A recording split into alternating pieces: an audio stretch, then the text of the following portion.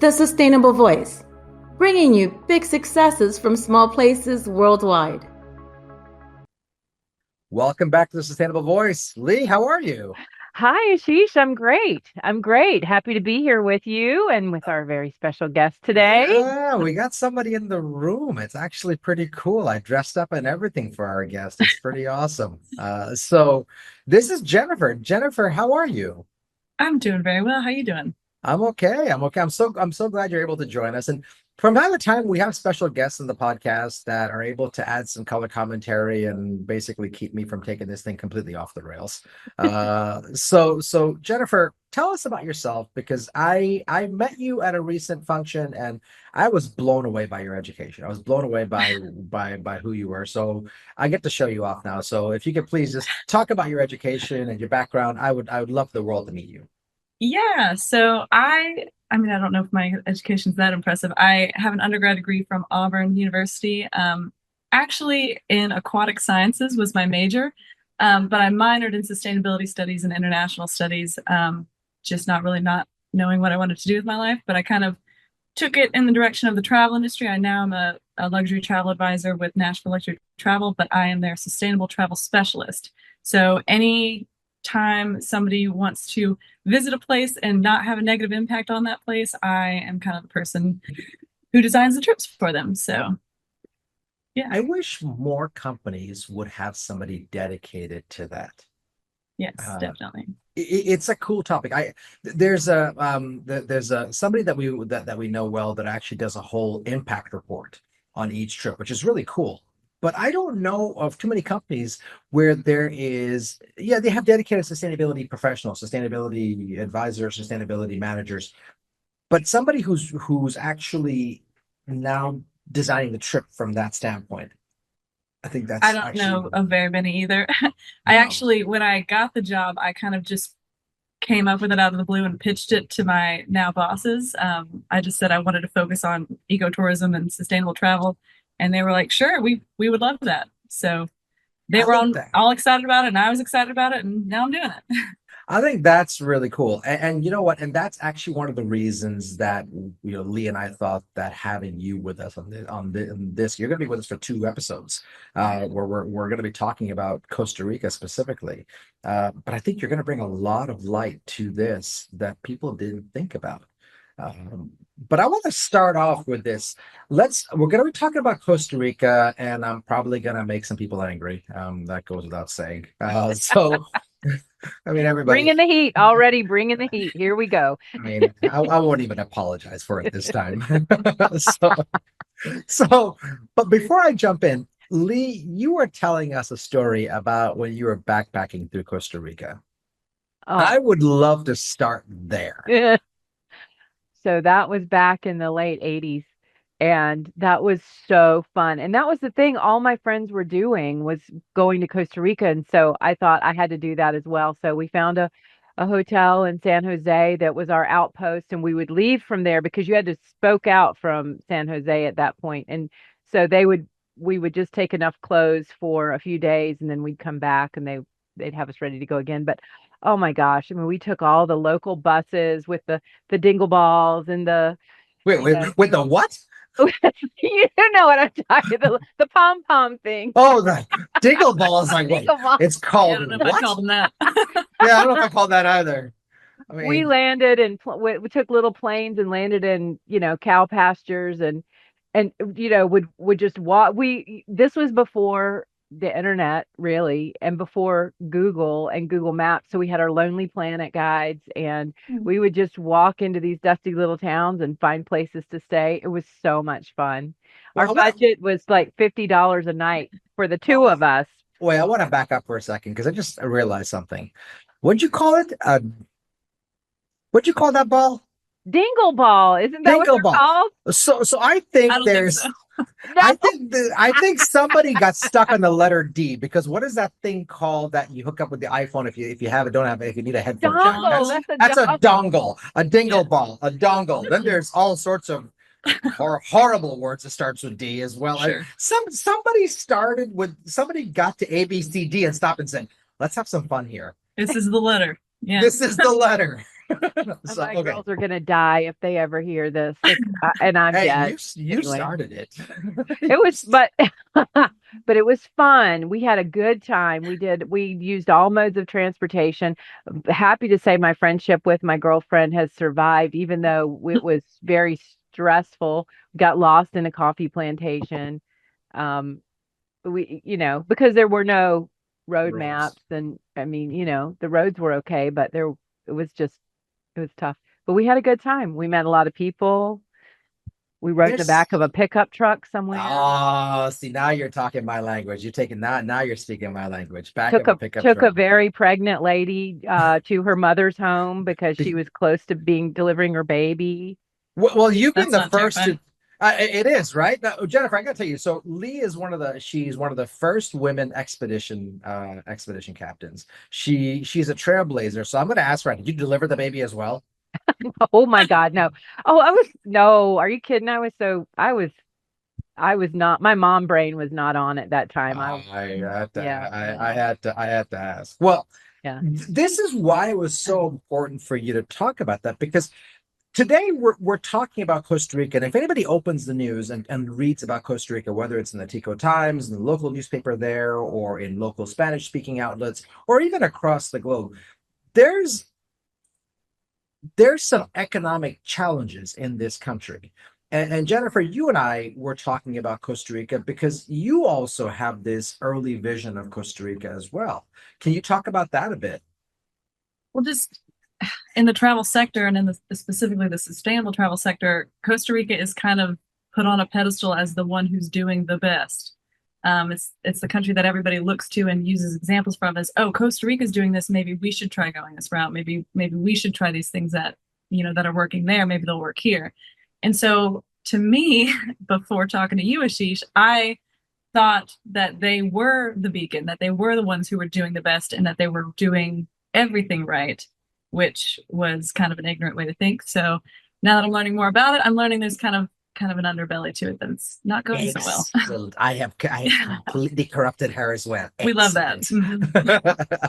Well, look, I think this is important. I mean, this podcast is not about making enemies, right? But we are calling a spade, right? I mean, we talked about the IMF and the type of lending they're doing with countries, but in Costa Rica, you said it best, Jennifer, when we talked about this. Yeah, they were on a pedestal, and at one point they were, but something is missing. And you could see it in all the different literature and everything else. You could see it, that the commoditization of the product, the economic challenges. We talk about tourism booming, and countries in Europe are dealing with over tourism. Costa Rica is letting people go and laying people off in the tourism sector, which defies the odds, because I think, Jennifer, you were talking about this, the fact that even post-pandemic, they were off for the races. Yeah, they were one of the first to open. Yeah. Yeah, and they were doing things the right way in terms of it.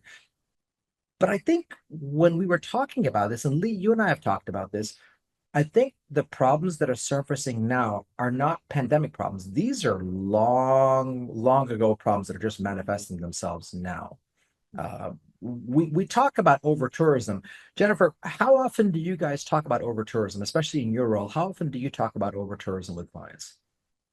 I actually, well, if a client wants to talk about it, I'll talk about any and all sustainability issues. But being based in Nashville and kind of in the South, most of my clients are based in the South. And unfortunately, sustainability is kind of seen as a political scheme. So Okay. I do a lot of work on the back end where if a client comes to me and they're just a regular client, I will make sure that all of the choices I give them are sustainable choices, and that they're planet friendly options are the only ones that they get to see. But over tourism is always on my mind, particularly, especially with, countries like Italy or Europe in general. Post-pandemic, everybody is realizing that they do want to travel, and so they are traveling, and it is getting way out of hand, and it is destroying not only these places that we love and we want to go to and we want our children to go to, but also for the locals who live in the area. They are getting priced out because all the prices are skyrocketing because there's so many people. Like the desire to go is there. So even if I'm an Italian and I live somewhere where there's a really nice beach, I can't go to that beach because it's just overcrowded, or I can't go to this location because I can't afford it with all my kids. So it's just not fair to, it's a whole, It's to what Leigh was talking about, right? One of the things that drew me into Leigh's story, your story, Leigh, was about the fact all the people you met, including the pregnant lady. We're going to tell the world you delivered the baby, by the way. We're going to tell them you delivered this baby. That's a story. So the fish just got bigger, okay? So it's not you met a pregnant lady. The story you're telling everybody is you delivered this baby. So the headline is first female cruise ship expedition captain delivers baby in Costa Rica while on a backpacking trip. Jennifer, you good with that? Yeah, I'll write it. Oh my Lord. Okay. I'm sticking with it. Yeah, the legend grows. Listen, if politicians can do it, you can do it. All right. Oh, that's true. Well, I did eat a good fish there, like a whole fish that on the Caribbean side, but Jennifer Leigh does it. She finds a way to cut things down to size immediately before they get out of hand, which is pretty cool. Draw us on back. That's it. Draw us on back. So Leigh talked about this, meeting local people, and you said it, Jennifer. The local people can't afford to do the things they're doing, and right now, the Tico Times is spending a lot of time talking about overtourism in Costa Rica, whether it's in Arenal, whether it's in Guanacaste, whether it's in other areas. Just this centralized focus of just constant hotels, and you look at their mix, right, in terms of tourism.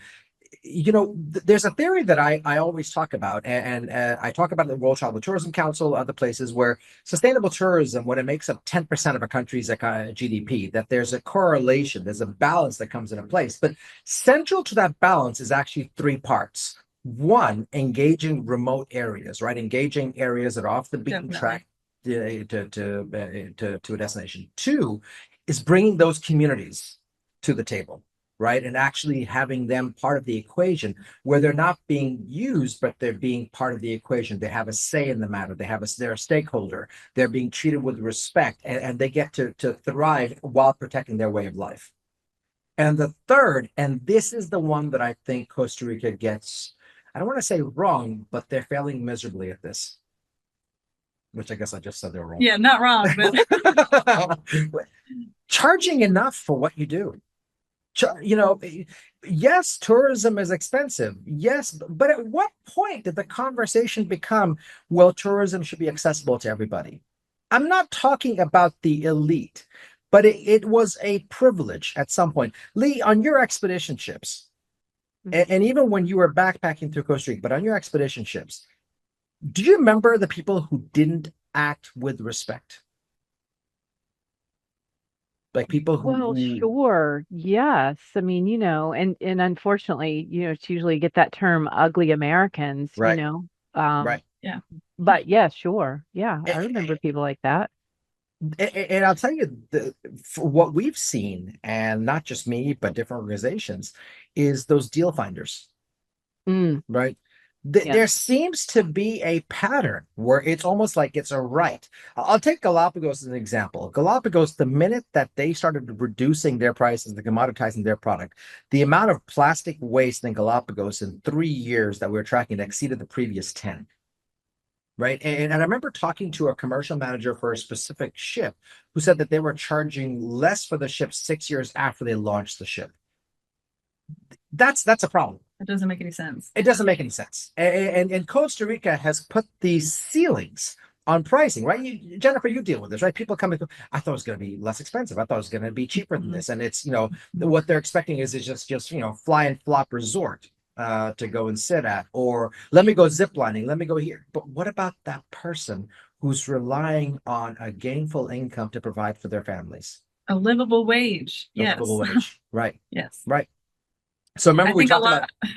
Well, a lot of tourists in general they just don't think about it. It's not that they're like have malicious intent. They just want a good deal. They want to go somewhere, but they don't want to break their bank, which makes sense. But they don't realize that through not breaking their bank, they're taking food out of families' mouths, basically.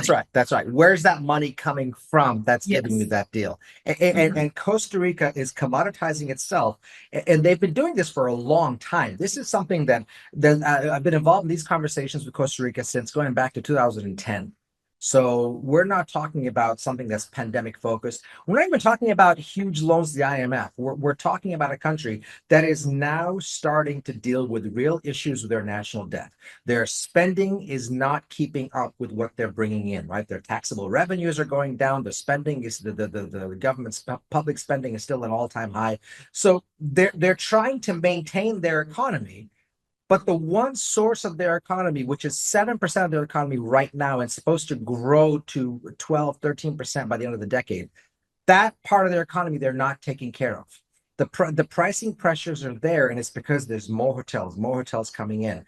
And meanwhile, we talked about this, last time. There's at least 8 different indigenous communities, at least eight different indigenous communities. They're not engaged. No. Right. I mean, Leigh, you talked about meeting people when you're backpacking in the 80s. And I bring us back to that because Jennifer, you talked about this as well. Just about when we were having coffee, you were talking about in different places, just the local culture is such an important aspect of this. So, Leigh, it's 2024 as we date this recording. Mm-hmm. So we go back how many decades? And that's the part that still sticks out to you is the people you met. Oh, for sure. Yeah. And they were just so pure of heart and open and generous and proud and proud. Right. I mean, Right. and that's the thing. I mean, I remember because we didn't stay even the hotel we stayed in San Jose was a family owned property, but we were staying before there were Airbnbs, we were staying in rooms in people's homes and stuff, Right. Right. So they were Look, engaged and they wanted to have guests and they were proud and all of that. and So. that's what's changed. That's what's changed. I don't know that every single local wants foreigners there, right? So let's take it a point, for example, right? Right now, we see all the protests happening in Spain and whatnot about overtourism and whatnot, which they're rightfully doing. However, one of the things that Leigh, you and I talked about the last episode was the fact that just a decade ago, these countries, Portugal, Italy, Ireland, Greece, Spain, these countries were at the center of the potential downfall of the EU because they were so mired in debt, absolutely drowning in it.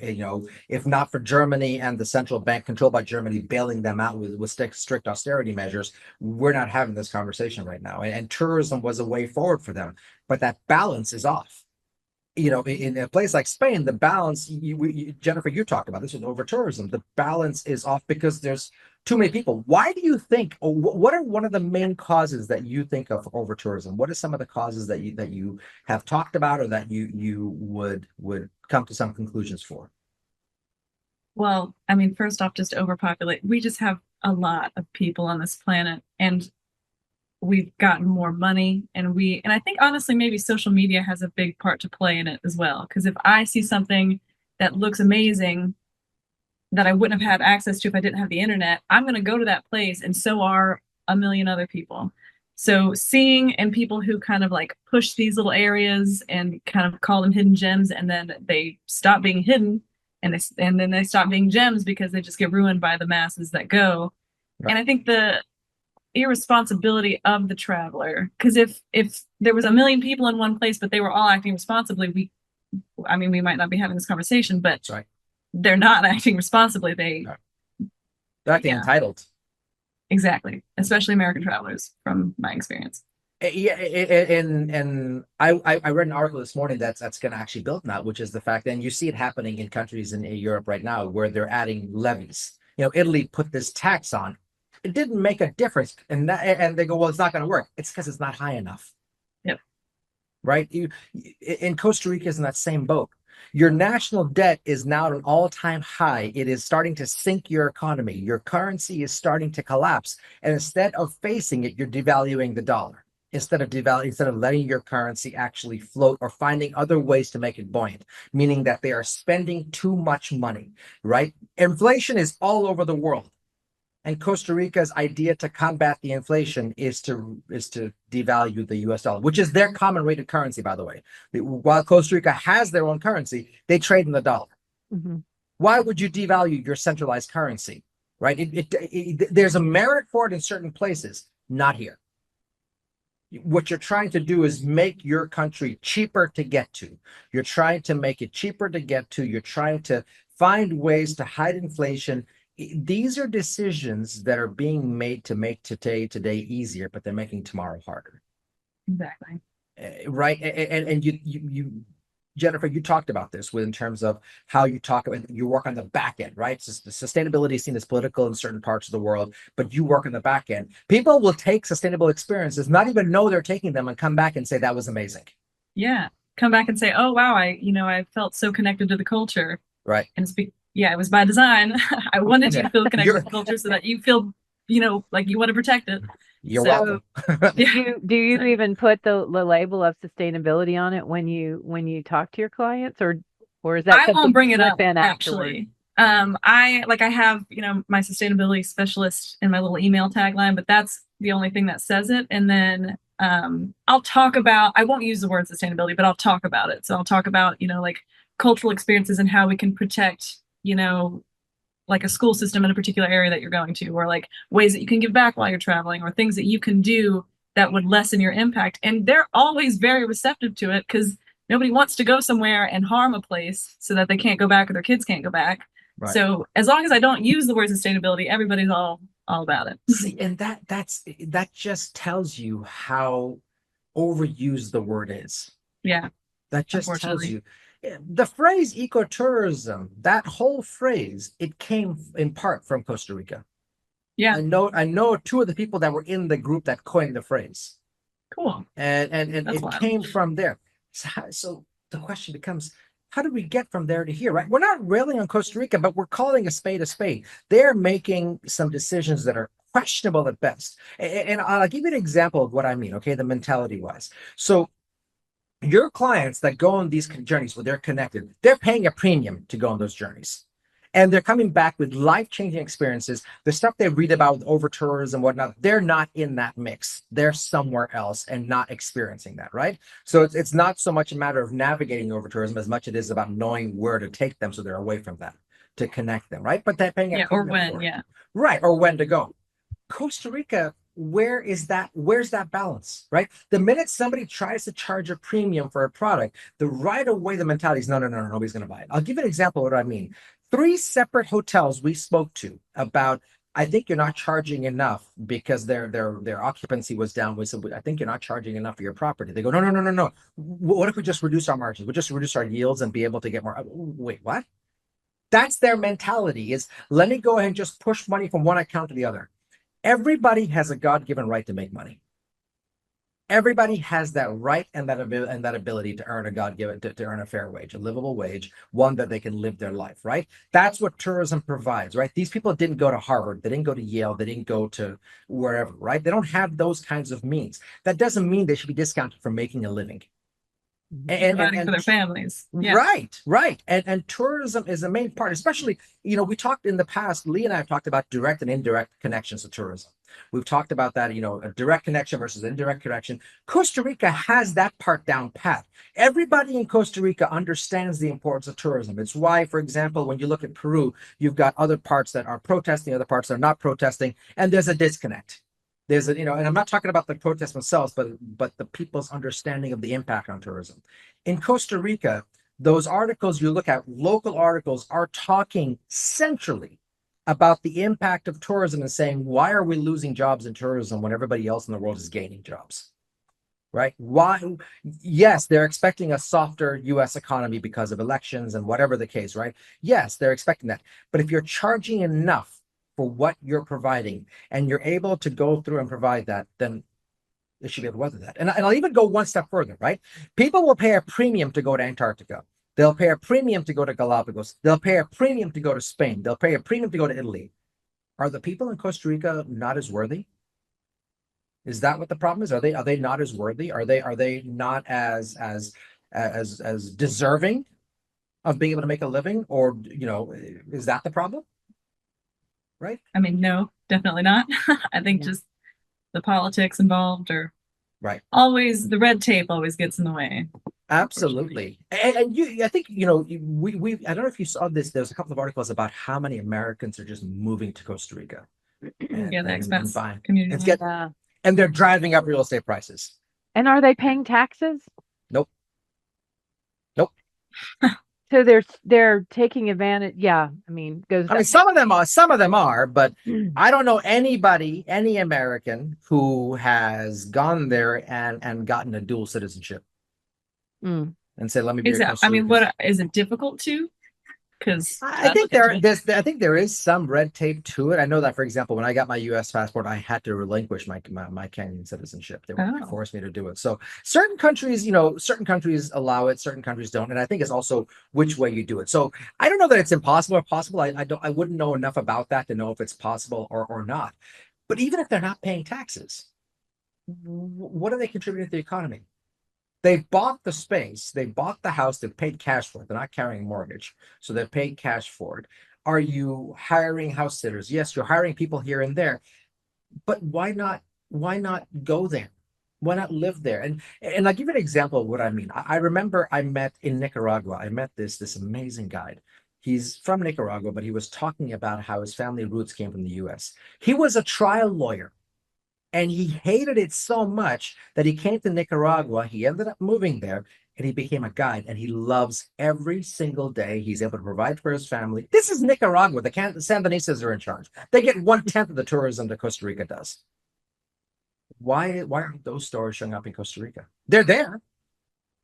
And I think there's a commonality between those stories, which is that the local population are engaged in Nicaragua. it's I so don't see them. important. Yeah. The way, Leigh, you met people in Costa Rica in the 80s. I went for the first time in the early 90s. I was 14 years old. I'll never forget. Arenal volcano was erupting at the time. Yeah. And I walked up the side of it with a small group, and it's an angled cone. So you could hear the lava, and then at night you went the other side, you could see the lava coming down. It was amazing. And so I was 14 years old. I was going by myself. I was like, let's go. And I'm walking up and whatnot. I'm either too brave or too stupid to realize when to stop. So I get to a certain point. Yeah, young, exactly. And this ash comes up and lands on my camera lens and burns it straight through. Mm. I'm 46 years old today. That is still the story. That is still the story that I talk about. Mm-hmm. It's still, and I've been back many times, but that's still the story. I went back with my family some years ago, and it wasn't the same thing. Yeah. Just manufactured. It just felt manufactured. And that's a problem. So I started looking around saying, I would ask people like, I heard there's these different communities. There's the Breeze, there's different communities here. How do we meet them? Oh, it's too far. You really can't get there. Driving there is a problem. The roads are not that great. And then excuse after excuse after excuse. Okay. So if we're doing all this public spending, where's the infrastructure to build the roads to get these places? And I'm not saying build a 6-lane highway, but if we're gonna, I think the country has to start thinking about where their priorities are. Right. We're going to talk about solutions in the next episode, but I think this is there's 3 problems that Costa Rica is dealing with right now. Right. Jennifer, you've seen those articles about how they're losing jobs in tourism. You've seen the jobs about how over-tourism is an issue. When you talk to clients about the premium they're paying, what are some of the best conversations you've had when you talk about the premiums that they're paying for what they're seeing? Honestly, it's with the people who have the money to spend. It's kind of hard to talk to when someone has like a strict budget, but they do want to have these experiences for their family or for themselves. So my best conversations come when the people have the money to spend and they want to spend it, and they want to, be in an area and donate to the local charity, or, incorporate voluntourism into their trip in some way. Right. But it's hard to do if you're trying to go to Costa Rica for 2 weeks on $8,000. And so it's a hard conversation to have for someone with a lower budget, but it's a fun conversation to have with someone who has the money. And the person who has a lower budget, just because of what I know about you so far, I'm willing to bet that you're pretty honest with them to say, look, definitely. And I'm not going to send them somewhere that is going to be harmful. I will not choose a hotel or a resort or something that, in my view, doesn't meet a standard. And I tell them that up front. And so we kind of had that conversation of, I have standards, this is why I have standards. If you are not okay with that, I can, connect you to another advisor. But I've never had somebody go away. So You have just hit the nail on the head in the very first problem. If everybody and every hotel owner in Costa Rica, instead of trying to steal from each other in terms of trying to outdo each other to get the client, like out-compete, out-cannibalize each other to get that client, because that's what's happening. It's a cannibalization of their clients, right? If they stop trying to just step over each other and have the conversation you just had to say, look, Costa Rica isn't on sale. People want to come to Costa Rica. You need to be able to pay a fair wage. I'm not talking about ripping people off. We've never talked about that, right? So anybody who's listening right now saying, well, just because we have the money, we're not going to spend it. Okay, I understand that. But if you have a choice between buying, let's say, car X and car Y in a Bentley, you know the difference, right? You know what you're getting. And the Bentley costs a lot more than car X and car Y. You know what you're getting. Does that mean you're going to say, well, I don't want to get ripped off. I'm not going to pay for it? You either see the value or you don't. Yes. Right. And that's a key part of it. I mean, Leigh, you went backpacking in the 80s when you were there. If you were to go back now, if I told you, Leigh, to get that same experience, it's not going to be a backpacking experience. It's going to cost a premium. Would you do it? Yes, I would, but I will say that, that trip, the way it unfolded, it was so unexpected. We didn't go with any expectations. So I don't know that it would be too much to ask anybody to replicate that. I mean, I don't know if I'm communicating right, but no, you are, and that's the second point. You've just said the second point. If you are going to places that are established in overtourism, you already have preconceived expectations based on social media, what Jennifer's talking about, right? I saw this Instagram photo of somebody doing the Tarzan swing in RNL, or I saw this Instagram photo of somebody sitting on a beach in XYZ place, right? Or whatever the case, right? The expectations are there. But the best trips, for example, your clients that went and just felt connected to people, they probably didn't have those expectations. What happens, what Leigh just described, it unfolded naturally. It wasn't preordained. Right? All the best trips do. That's it. So we're simply talking about recapturing what you experienced, Leigh. Recapturing what you experienced, but saying that, look, in order to do that, we got to get you away from the outer places, the mass tourism places. It's going to cost a bit more money to do that, but we're going to go into places where things are going to unfold, as you said, unfold naturally, right? Whether it's voluntourism, whether it's this, and here's that's the first two examples, and then the third example, the third thing that they need to work on is actually figuring out how important tourism is to them. Right. I mean, have either of you talked to the Costa Rican Tourism Board? At functions one time, yes. No. Yeah, exactly. One time here and there. If you go and you go to functions, you will see the Tourism Board for Colombia, for Ecuador, for South Africa, for Bhutan, for whoever, even some places in Europe. They're engaged. They're engaged, and they're not, and they are bringing their best foot forward for their countries, right? They're not just showing about that, but I think you're right. Yeah, it's not there. But why does it need to be? Costa Rica is already a well-established destination. That's the question. Right? Okay, think about this. Okay, it's established, but think about all the pictures you've seen of Costa Rica. What are the pictures all of? Nature, wildlife. Right. But they're all birds, monkeys. They're all from one or two places. Yeah. How many pictures have you seen of the Bree women or of other communities in Costa Rica? Some of the Jesuit communities that are actually connected to the ancient Jesuits. How many have you seen of those? How many times have you seen pictures or video or any kind of documentary showcasing those indigenous communities in Costa Rica? Never. Yeah. But do they want to be engaged? That's a conversation I was gonna. Yeah. But bring them to the table, talk to them about it.